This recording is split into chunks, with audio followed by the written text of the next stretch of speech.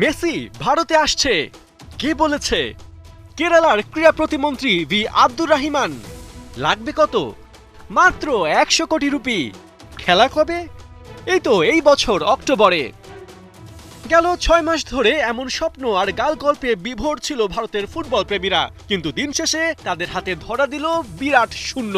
ভারত সফরে আসছেন না লিওনেল মেসি, আসছে না তার দল আর্জেন্টিনাও। সফর আয়োজনে প্রয়োজনীয় 100 কোটি রুপি জোগাড়ে ব্যর্থ কেরালা সরকার। এবছর ভারত সফরের কথা ছিল মেসিদের, যেখানে দুটি প্রীতি ম্যাচে অংশ নিত আর্জেন্টিনা, যার একটার ভেন্যু ছিল কোচি। তবে বিশ্ব চ্যাম্পিয়নদের আনা তো আর চারটিখানি কথা নয়। 100 কোটি রুপি বাজেটের 70 কোটি রুপি যে তাদের অংশগ্রহণ ফি। মেসিকে আনতে এই টাকা জোগাড়ে সায়ও দিয়েছিল কেরালা সরকার।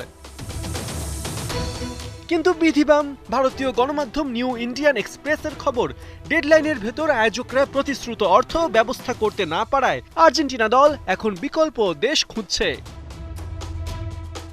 আর্জেন্টাইন ক্রীড়া সাংবাদিক গ্যাস্টন এডুল জানিয়েছেন, আলবিসেলেস্তেরা চীনে 2টি এবং অ্যাঙ্গোলা ও কাতারে 1টি করে প্রীতি ম্যাচ খেলবে।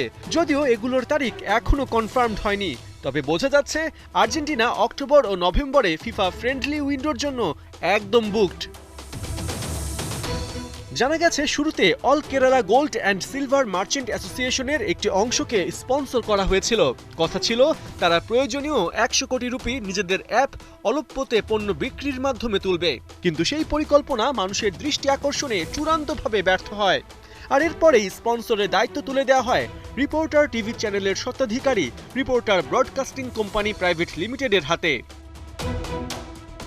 এরই মধ্যে মার্চে এইচএসবিসি ইন্ডিয়া, যারা ভারত ও সিঙ্গাপুরে ফুটবল প্রসারে টিম আর্জেন্টিনার স্পন্সর, জানায় অক্টোবরে ভারত সফরে আসছেন মেসিরা, কিন্তু সেই ব্যাংকও এখন মুখে কুলুপ এঁটেছে। এদিকে এই গোটা বিষয় যার বক্তব্যের পর শুরু হয়েছিল, সেই কেরালার ক্রীড়া প্রতিমন্ত্রী ভি আব্দুর রহিমানকে আর্জেন্টিনা না আসা প্রসঙ্গে প্রশ্ন করলে তিনি জানান এর উত্তর দেবে স্পন্সর প্রতিষ্ঠান, তার কাছে কোনো জবাবই নেই। পার্থ বণিক, ৭১।